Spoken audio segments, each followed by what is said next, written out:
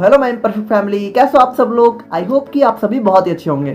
तो आज से हम लोग स्टार्ट करने जा रहे हैं अपनी फार्मास्यूटिकल इनऑर्गेनिक केमिस्ट्री की यूनिट 2, जिसकी फर्स्ट वीडियो में हम लोग बात करेंगे अपनी जो भी एसिड बेस की डेफिनेशन है और उनके पीछे जो भी हमारी थ्योरीज दी गई हैं, जिसमें हमारी आर्हेनियस थ्योरी है, ब्रॉन्स्टेड-लोरी थ्योरी है और लुईस थ्योरी है। इसके ऊपर काफ़ी डिटेल में इसको बेसिक से एडवांस लेवल तक समझेंगे।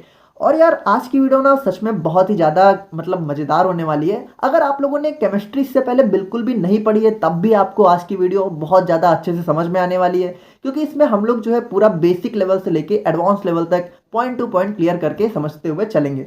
तो देखो यार, जो हमारा एसिड है, ठीक है, तो उसकी जो जनरल थ्योरी या फिर जो जनरल कंसेप्ट है उसके हिसाब से हमारे एसिड क्या होते हैं। तो देखो, एसिड हमारे वो सब्सटेंस होते हैं, ठीक है, जिनका जो है सोल टेस्ट होता है, यानी कि सिंपली बात करें तो टेस्ट में वो हमारे खट्टे होते हैं, ठीक है। और ये हमारे क्या होता है, ये हमारे ब्लू लिटमस पेपर को रेड में कन्वर्ट कर देते हैं। अब देखो यहाँ पे जो लिटमस पेपर वाला कंसेप्ट है, यहाँ पे कई लोगों को कंफ्यूजन हो जाती है कि ब्लू है कि रेड है। मतलब यहाँ पे बेस जो है रेड में कन्वर्ट करता है कि जो है हमारा यहाँ पे एसिड रेड में कन्वर्ट करता है, क्योंकि यहाँ पे देखो क्या होता है कि एसिड हमारा ब्लू को रेड में कन्वर्ट करता है और बेस हमारा क्या करता है, रेड को ब्लू में कन्वर्ट करता है। तो देखो इसको याद कैसे रखना है। देखो एसिड मतलब क्या होता है, खतरा, ठीक है, और रेड का मतलब क्या होता है, खतरा। तो यहाँ पे आप लोग इस चीज़ से यहाँ पे एक आइडिया लगा सकते हो। बाकी यहाँ पे एक और चीज़ से आप लोग यहाँ पे याद रख सकते हो कि देखो एसिड के यहाँ पे लास्ट में क्या आता है, डी, और रेड के लास्ट में क्या आता है, डी। तो यहाँ पे डी से आप लोग यहाँ पे याद रख सकते हो कि जो हमारा लिटमस पेपर है वो ब्लू से रेड में कन्वर्ट होगा, ठीक है। और जो यहाँ पे इसका जो पीएच होता है, ठीक है, वो हमारा लेस देन 7 होता है। अब देखो पीएच को हम लोग जब बफर सॉल्यूशन इसके अगले लेक्चर में बहुत ही डिटेल में पढ़ने वाले हैं।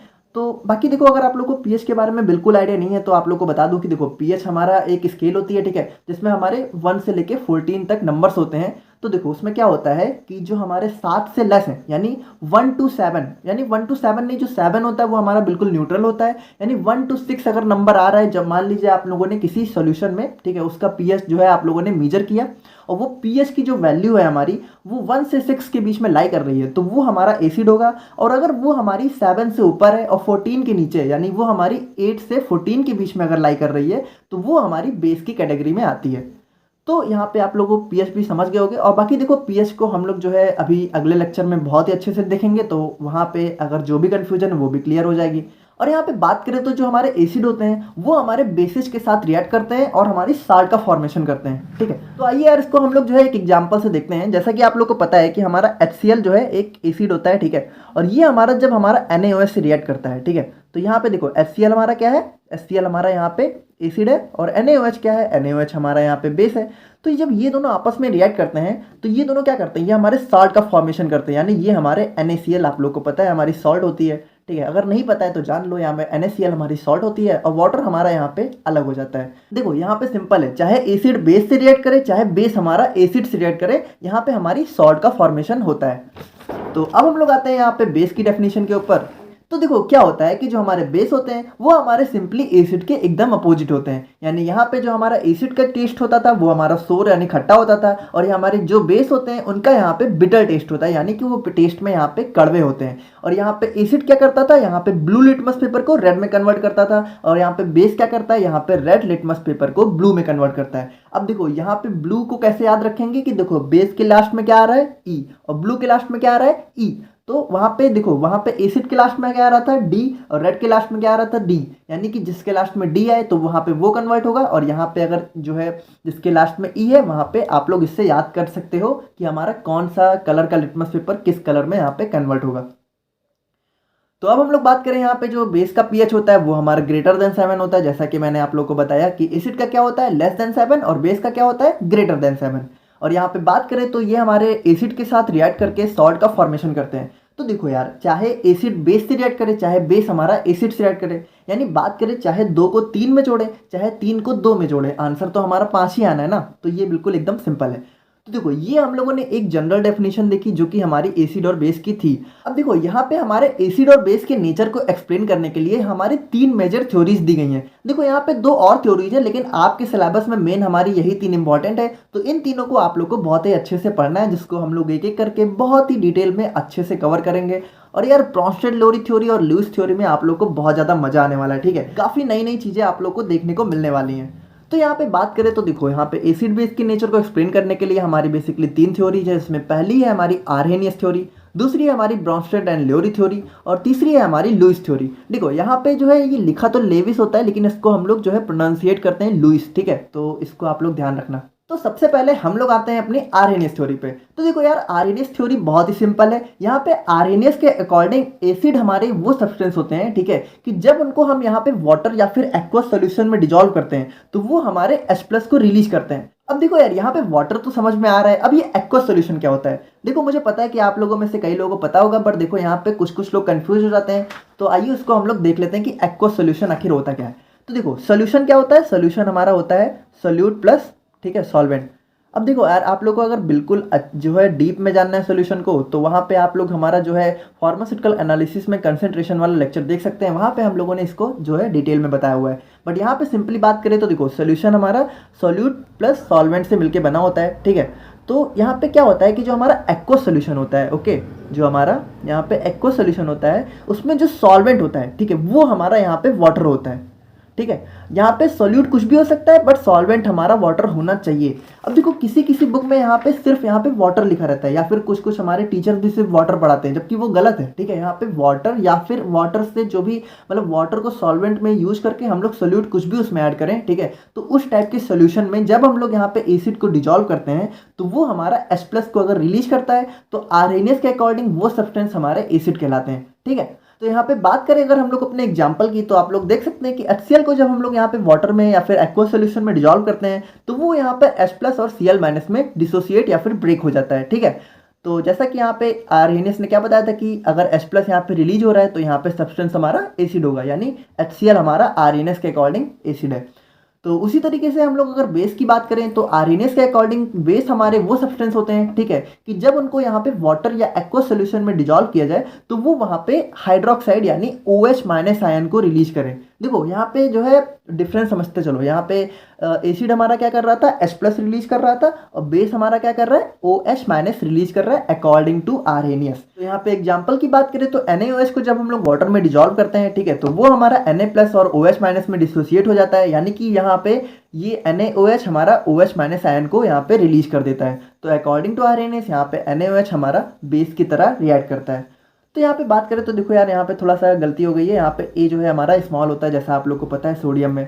तो अब हम लोग बात करते हैं यहाँ पे लिमिटेशंस ऑफ आरएनएस थ्योरी की, यानी कि आरएनएस की जो थ्योरी है उसमें कौन कौन सी कमी रह गई थी या फिर कौन कौन सी चीजें वो हमारे एसिड बेस के कंसेप्ट में एक्सप्लेन नहीं कर पाए थे। तो यहाँ पे बात करें अगर हम लोग अपने आरएनएस थ्योरी के पहले लिमिटेशन या फिर ड्रॉबैक की, तो जो हमारी आरएनएस थ्योरी थी वो हमारा जो एसिड बेस का कंसेप्ट था उसको सिर्फ एक्वस मीडियम में ही एक्सप्लेन कर पा रही थी। वो हमारी ये बताने में फेल हो जा रही थी कि अगर हम लोग जो है एसिड बेस को किसी नॉन एक्वस मीडियम में डालें तो वो वहां पे अपना कैसा नेचर शो करेंगे, ठीक है। यानी कि बात करें सिंपली तो अगर सॉल्वेंट यहाँ पे हमारा वाटर की बजाय कुछ और ऐड कर दिया जाए तो वहां पे वो एसिड बेस का नेचर एक्सप्लेन नहीं कर पा रहे थे। और यहाँ पे अगर बात करें हम लोग अपने सेकंड पॉइंट की, तो देखो आरएनएस थ्योरी की डेफिनेशन के अकॉर्डिंग जो है एसिड हमारे वो सब्सटेंस होते हैं कि जो H+ देते हैं, ठीक है, और बेस हमारे वो सब्सटेंस होते हैं जो OH- रिलीज करते हैं।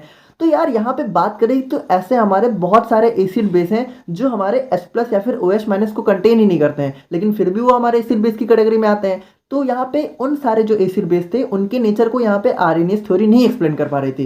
यानी यहाँ पे एग्जांपल की बात करें तो यहाँ पे जैसा आप लोग देख सकते हो कि SO2 और BF3 हमारा एसिड होते हैं, ठीक है। तो यार अगर इसको हम लोग वाटर में डिजोल्व करेंगे तो यहाँ पे कोई H+ ये रिलीज नहीं करने वाला, क्योंकि यहाँ पे कोई H है ही नहीं, ठीक है। और वहीं इसी तरह बात करें हम लोग अपने NH3 की, तो ये हमारा एक बेस होता है, लेकिन यहाँ पे आप लोग देख सकते हो कि अगर इसको हम लोग वाटर में डिजोल्व करेंगे या फिर एक्वस सॉल्यूशन में डिजोल्व करेंगे तो यहाँ पे OH- रिलीज ही नहीं होगा, क्योंकि यहाँ पे कोई OH- आयन है ही नहीं, ठीक है। और उसी तरीके से बात करें अगर हम लोग अपने थर्ड ड्रॉबैक की, तो ये जो है हमारी कॉन्जुगेट एसिड बेस की थ्योरी को नहीं एक्सप्लेन कर पा रहे थे।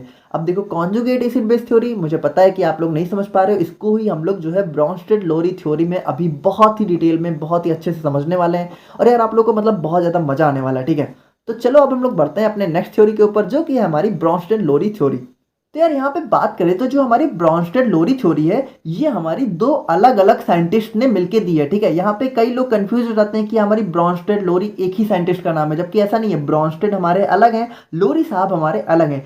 तो इन दोनों ने मिलके हमारी एक थ्योरी दी थी, ठीक है, जिसको हम लोग प्रोटॉनिक थ्योरी के नाम से भी जानते हैं, क्योंकि यहाँ पे इन्होंने बेसिकली एसिड बेस को प्रोटॉन के टर्म में बात किया था। तो यहाँ पे सिंपली बात करें तो जो हमारे ब्रॉन्स्टेड और लोरी साहब थे वो ये कह रहे थे कि जो हमारे एसिड होते हैं, ठीक है, वो हमारे वो सब्सटेंस होते हैं जो कि हमारे प्रोटॉन को डोनेट कर सकते हैं। अब प्रोटॉन क्या होता है? प्रोटॉन हमारा H+ होता है। तो H+ को आखिर प्रोटॉन क्यों कहते हैं, चलिए इसको भी हम लोग थोड़ा समझ लेते हैं। तो देखो, जैसा आप लोग को पता है कि हाइड्रोजन में हमारे जो है कितने प्रोटॉन होते हैं? हाइड्रोजन में हमारे नंबर ऑफ प्रोटॉन कितने होते हैं? 1, ठीक है। नंबर ऑफ इलेक्ट्रॉन कितने होते हैं? 1, ठीक है। और हमारे न्यूट्रॉन कितने होते हैं यहाँ पे? 0।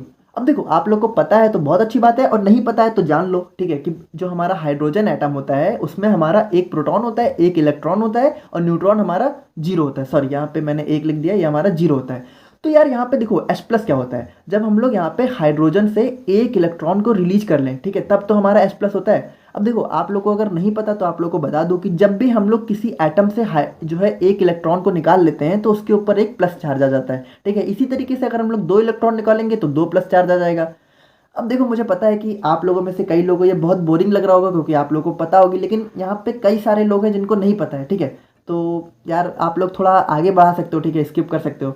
तो जैसा कि मैंने आप लोग को बताया कि यहाँ पे हाइड्रोजन से जब हम लोग एक इलेक्ट्रॉन को यहाँ पे निकाल लेते हैं तो हमारे H+ का फॉर्मेशन होता है। तो अब बात करें यहाँ पे H+ की, तो यहाँ पे प्रोटॉन कितने हैं? ठीक है, प्रोटॉन यहाँ पे 1 है। और इलेक्ट्रॉन की बात करें तो इलेक्ट्रॉन, जैसा मैंने बताया था कि हाइड्रोजन में तो देखो, हाइड्रोजन में तो यहाँ पे 1 इलेक्ट्रॉन था, लेकिन एक इलेक्ट्रॉन जो हमारा हाइड्रोजन में था उसको भी तो हम लोगों ने निकाल लिया, तब तो हमारा H+ का फॉर्मेशन हुआ। यानी H+ में हमारे इलेक्ट्रॉन कितने हैं? 0। और यहाँ पे न्यूट्रॉन तो हमारे 0 ही हैं। यानी यहाँ पे H+ में हमारे सिंपली एक प्रोटॉन होता है, और इसीलिए इसको हम लोग प्रोटॉन के नाम से जानते हैं। यहाँ पे ब्रॉन्स्टेड और ल्योरी थ्योरी के मुताबिक हमारे एसिड वो सब्सटेंस होते हैं जो हमारे H+ को डोनेट कर सकते हैं, ठीक है। सो बात करें यहाँ पे एग्जाम्पल की, तो जैसा कि आप लोग देख सकते हो कि H2SO4 हमारा यहाँ पे एक H+ डोनेट कर दे रहा है, और इसीलिए ये हमारा ब्रॉन्स्टेड लोरी एसिड के अंडर में आ जाता है। और वहीं पे अब हम लोग बात करें अगर हम लोग ब्रॉन्स्टेड लोरी बेस के बारे में, तो इनके मुताबिक बेस हमारे वो सब्सटेंस होते हैं जो हमारे प्रोटॉन को एक्सेप्ट करते हैं। देखो सिंपल, एसिड क्या करता है? प्रोटॉन डोनेट करता है। बेस क्या करता है? यहाँ पे प्रोटॉन एक्सेप्ट करता है अकॉर्डिंग टू ब्रॉन्स्टेड एंड लोरी, ठीक है। तो यहाँ पे एग्जाम्पल की बात करें तो यहाँ पे आप लोग जैसे देख सकते हो कि NH3 हमारा बेस है, उसने हमारा यहाँ पे H+ यानी प्रोटॉन को एक्सेप्ट कर लिया, ठीक है, और वो हमारा NH4+ में कन्वर्ट हो गया। तो यहाँ तक आप लोग को ब्रॉन्स्टेड लोरी थ्योरी तो समझ में आ ही गई होगी। अब हम लोग बढ़ते हैं अपने सबसे इंटरेस्टिंग पार्ट पे, जो कि है हमारा कॉन्जुगेट एसिड बेस कंसेप्ट। अब देखो, जैसा कि मैंने आप लोग को बताया था कि हमारे ब्रॉन्स्टेड लोरी के मुताबिक एसिड हमारे कौन से सब्सटेंस होते हैं जो हमारे क्या करते हैं? प्रोटॉन को डोनेट करते हैं, ठीक है। और बेस हमारे क्या करते हैं? यहाँ पे प्रोटॉन को एक्सेप्ट करते हैं, ठीक है। देखो, आप लोग को बहुत ही इंटरेस्टिंग बात यहाँ पे पता चलने वाली है। अब देखो, मुझे पता है कि कई लोगों को यहाँ पे पता होगी, बट मोस्टली आप लोगों को नहीं पता होगी, मैं गारंटी ले सकता हूँ। बहुत ज़्यादा मजा आने वाला है, ठीक है। तो यहाँ पे एसिड क्या होते हैं? प्रोटॉन को डोनेट करते हैं, और बेस क्या करते हैं? प्रोटॉन को यहाँ पे सिंपली एक्सेप्ट करते हैं। अच्छा देखो, एक बात बताओ, मान लीजिए आपके पास 10 रुपये हैं और आप लोग को 8 रुपये जो है डोनेट करने का मन कर रहा है। तो एक बात बताओ कि 8 रुपये आप किसी को दोगे तभी जब कोई लेने वाला होगा ना। यानी कि बात करें, अगर आप लोग 8 रुपये देना बहुत चाह रहे हो, लेकिन अगर आपसे कोई लेगा ही नहीं तो आप किसको दोगे? यानी कि आप लोग अगर कोई चीज़ डोनेट कर रहे हो तो एक्सेप्ट करने वाला भी होना बहुत ज़रूरी है, ठीक है। और अगर एक्सेप्ट कर रहे हो तो डोनेट करने वाला ज़रूरी है। तो उसी तरीके से क्या होता है कि देखो, एसिड हमारा प्रोटॉन को जब डोनेट करता है तो उसको एक्सेप्ट कौन करता है? उसको एक्सेप्ट हमारा बेस करता है, सिंपली। यानी यहाँ पे अगर हम लोग अपने एग्जाम्पल की बात करें तो H2SO4, जैसा कि आप लोग देख सकते हो कि H2SO4 ने जब यहाँ पे अपना H+ जो है डोनेट कर दिया, ठीक है, तो ये हमारा क्या बचा? HSO4-, ठीक है। तो सिंपली देखो, ये हमारा क्या था? यहाँ पे एसिड था, ठीक है। अब यहाँ पे देखो, अब हम लोग देखो बहुत ही इंपॉर्टेंट यहीं पे बात करने वाले हैं कि अगर इसी रिएक्शन को मैं उल्टा लिख दूँ। अब देखो, मुझे पता है कि ये रिएक्शन उल्टे जो है बहुत कम हो रही है, लेकिन हो रही है, ठीक है। यहाँ पे रिवर्सिबल रिएक्शन ये हो रही है, बहुत कम अमाउंट में हो रही है, लेकिन हो रही है। तो यानी अगर इसको मैं उल्टा लिख दूँ, यानी यहाँ पे अगर मैं इसको इस तरह लिख दूँ कि HSO4- plus H+ is equal to H2SO4। तो अब आप लोग देखो, अब आप लोग बेस की डेफिनेशन को देखो। According to Bronsted Lowry, base are those substance which have tendency to accept the proton. अब यहाँ पे देखो, यहाँ पे HSO4- क्या कर रहा है? HSO4- यहाँ पे प्रोटॉन यानी H+ को एक्सेप्ट कर रहा है, और यहाँ पे किस में कन्वर्ट हो रहा है? H2SO4 में। तो यानी HSO4 हमारा यहाँ पे बेस की तरह एक्ट कर रहा है ना, कर रहा है कि नहीं? यहाँ पे देखो डेफिनेशन क्या कह रही है, यानी कि अकॉर्डिंग टू ब्रॉन्स्टन लोरी साहब यहाँ पे जो HSO4 है हमारा वो हमारा बेस है।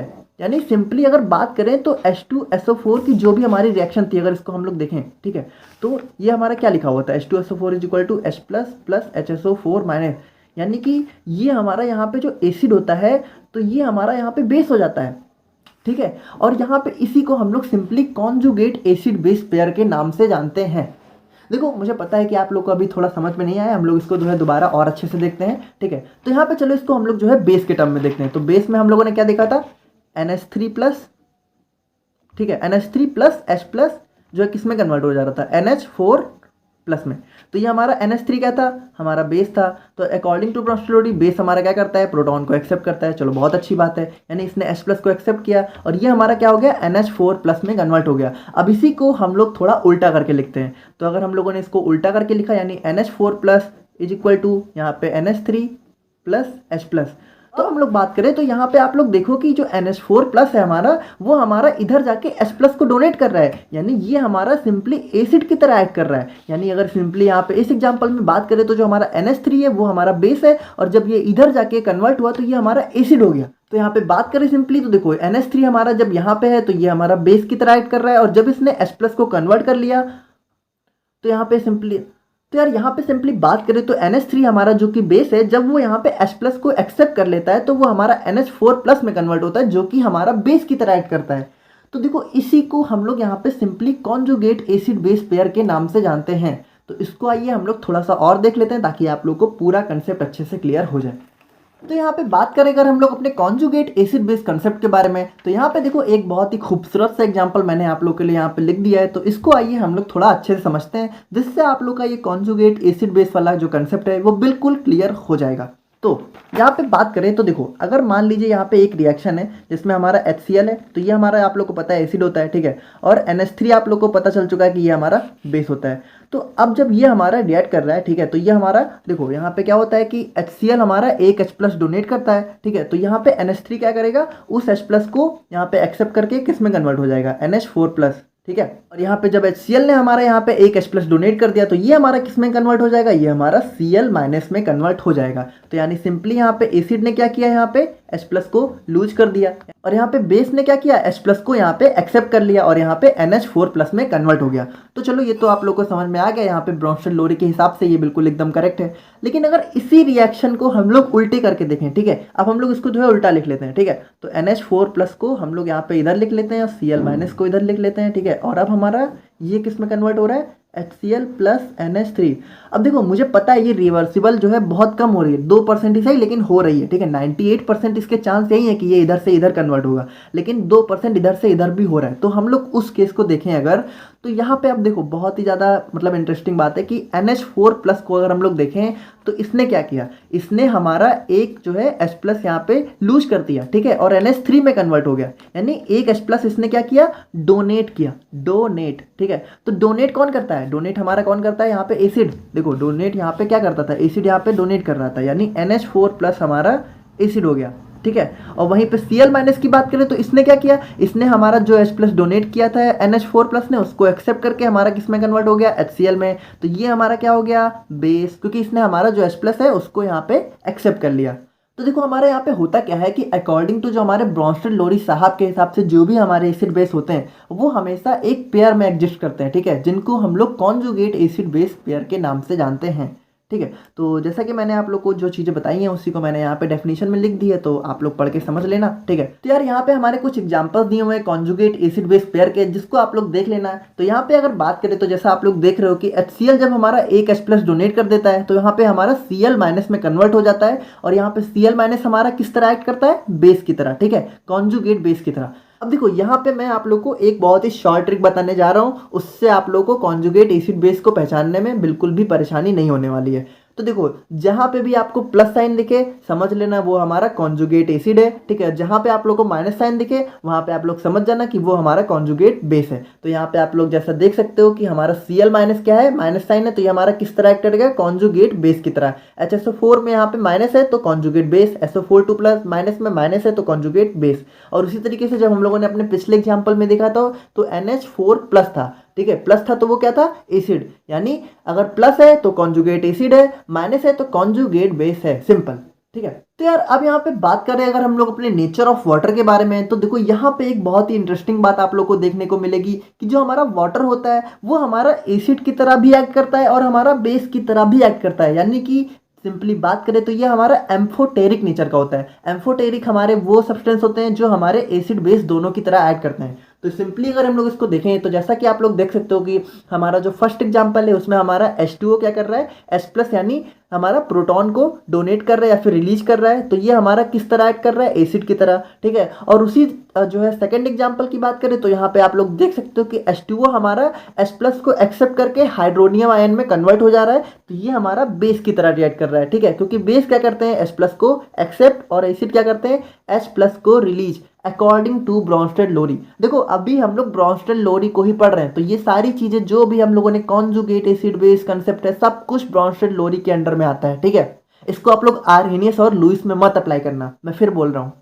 तो यहाँ पे सिंपली अब हम लोग बात करें लिमिटेशंस ऑफ ब्रॉन्स्टेड-लोरी थ्योरी की, तो देखो यार वैसे तो ब्रॉन्स्टेड-लोरी थ्योरी हमारी बहुत ही अच्छी है। ठीक है, और इसमें हमारा कोई मेजर कमी नहीं है, लेकिन एक सिंपल सी जो चीज़ है जिसको ये लोग एक्सप्लेन नहीं कर पाए वो ये है कि जिस एसिड में हमारा यहाँ पे H+ नहीं होता है। देखो क्या है कि ब्रॉन्स्टेड-लोरी साहब ने हमारे H+ के टर्म में सारी बातें की हैं, तो अगर किसी एसिड या फिर बेस में हमारा H+ नहीं है तो वो वहाँ पे उस चीज़ को एक्सप्लेन करने में अनसक्सेसफुल हो गए। ठीक है, यानी बात करें अगर हम लोग जो है यहाँ पे SO2 BF3 जैसे सब्सटेंस की जो कि हमारे एसिड होते हैं। ठीक है, BF3 हमारा एसिड है, SO2 हमारा एसिड है, लेकिन यहाँ पे अगर हम लोग बात करें in the terms of Brønsted और लोरी, तो यहाँ पे देखो SO2 जहाँ पे अगर हम लोग बात करें तो ना यहाँ पे कोई H+ रिलीज करेगा ना तो एक्सेप्ट करेगा, तो इनके हिसाब से तो ना हमारा ये एसिड है ना हमारा बेस है, जबकि ये हमारा एसिड है, तो इस चीज़ को एक्सप्लेन करने में ये हमारे फेल हो गए। सो बात करें तो जो यहाँ पे SO2 BF3 जैसे सब्सटेंस हैं, ठीक है, इनको एसिड प्रूफ करने के लिए हमारी आती है लास्ट थ्योरी जो कि है हमारी Lewis theory of acid and base. तो आइए उसको हम लोग देख लेते हैं और हमारा आज का लेक्चर वहाँ से कंप्लीट हो जाएगा। तो अब आते हैं हमारे लुईस साहब जो कि हमारे एसिड बेस के कंसेप्ट को एक्सप्लेन करते हैं in the terms of electron. ठीक है, तो अब देखो इनका कहना क्या है कि हमारा भाई जो एसिड है, ठीक है, वो हमारे वो सब्सटेंस होते हैं जो कि लोन पेयर ऑफ इलेक्ट्रॉन को एक्सेप्ट कर दे।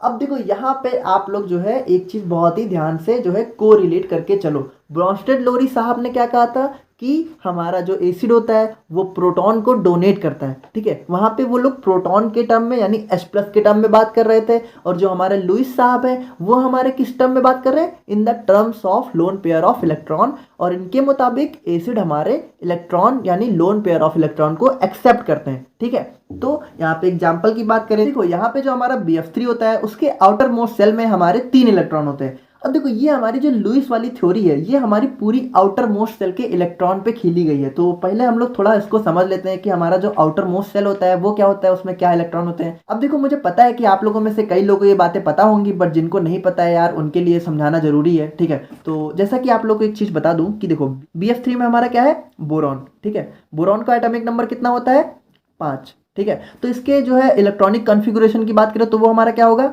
2 3, यानी कि इसका जो आउटर मोस्ट सेल है, आउटर मोस्ट सेल में हमारे कितने इलेक्ट्रॉन है, आउटर मोस्ट सेल में हमारे 3 इलेक्ट्रॉन है। ठीक है, अब देखो आप लोग को अगर नहीं पता है तो आप लोग को एक बात बता दूं कि हमारे जो आउटर मोस्ट सेल है, ठीक है, किसी भी हमारे एटम के उसमें हमारे 8 इलेक्ट्रॉन अगर होते हैं तब जाके उसकी आउटर मोस्ट सेल फुलफिल होती है। ठीक है, और वो हमारा जो है स्टेबल होता है। तो यहाँ पे बात करें तो इसके पास तो सिर्फ 3 है, तो ये देखो ये हमारा क्या करता है कि इसके पास 3 इलेक्ट्रॉन है, तो ये हमारे 3 फ्लोरीन से हमारे 3 बॉन्ड बना लेता है। ठीक है, तो यहाँ पे फ्लोरीन की बात करें तो जैसा कि आप लोग देख सकते हो कि ये हमारे 3 बॉन्ड बना लिए इसने। अब क्या हुआ, यहाँ पे जो है इसने इलेक्ट्रॉन को यहाँ पे शेयर कर लिया। अब इसके पास कितने हो गए, अब इसके पास 6 इलेक्ट्रॉन हो गए, लेकिन अभी भी इसके पास 2 इलेक्ट्रॉन यहाँ पे नहीं है। ठीक है, तो अब इसको 2 इलेक्ट्रॉन चाहिए, तो ये क्या कर रहा है, यहाँ पे ये लोन पेयर ऑफ इलेक्ट्रॉन को एक्सेप्ट कर सकता है। ठीक है, सिंपली बात करें देखो क्यों चाहिए 2, 8 पूरा करने के लिए। ठीक है, क्योंकि देखो 6 पूरे हो गए, देखो यहाँ पे 1 2 3 4 5 6, देखो थे तो इसके पास 3 ही, लेकिन एक एक इसने 3 फ्लोरीन से लेके, ठीक है,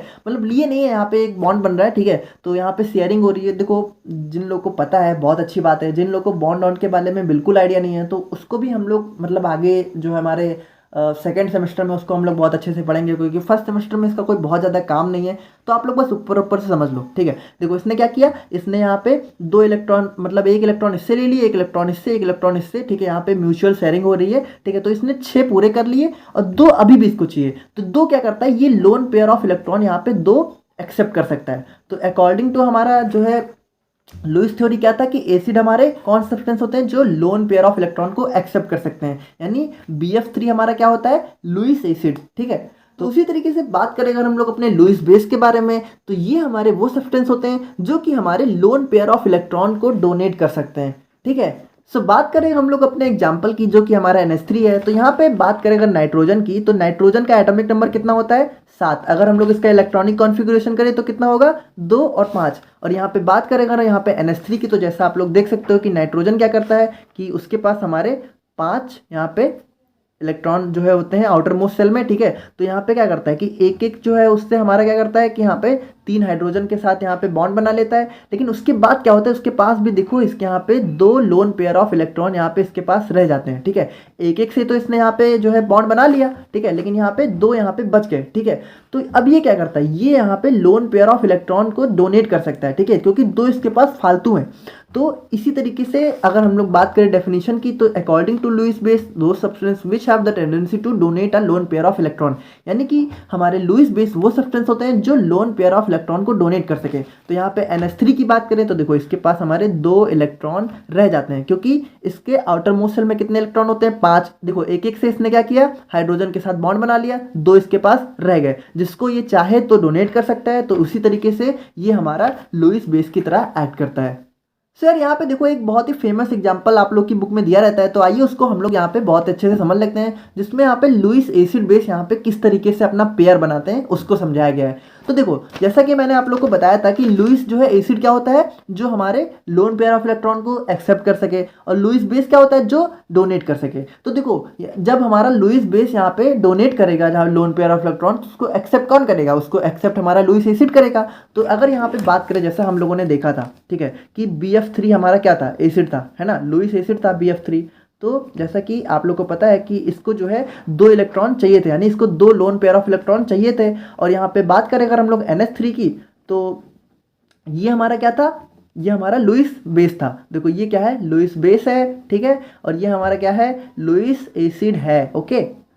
देखो बिल्कुल भी कंफ्यूज नहीं होना है, अगर आप लोगों को थोड़ा नहीं समझ रहा तो एक बार थोड़ा फिर से रिमाइंड करके देखिए, आप लोगों को समझ में आ जाएगा।